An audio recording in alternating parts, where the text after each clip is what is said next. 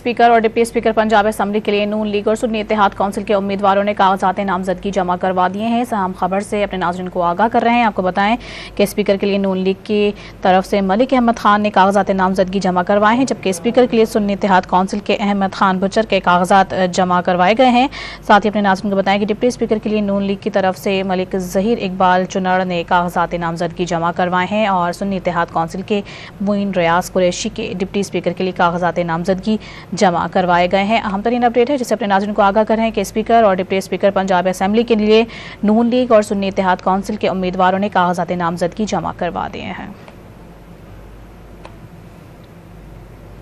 आपको बता रहे हैं डिप्टी स्पीकर और स्पीकर के लिए नून लीग और सुन्नी इत्तेहाद काउंसिल के उम्मीदवारों के कागजात नामजदगी जमा करवाए गए हैं। स्पीकर के लिए नून लीग की जानिब से मलिक अहमद खान ने कागजात नामजदगी जमा करवाए हैं और स्पीकर के लिए सुन्नी इत्तेहाद काउंसिल की अगर बात की जाए तो सुन्नी इत्तेहाद काउंसिल की जानिब से अहमद खान बुचर के कागजात नामजदगी जमा करवाए गए हैं और डिप्टी स्पीकर के लिए नून लीग ने मलिक ज़हीर इकबाल चुनड़ के कागजात जमा करवाए हैं।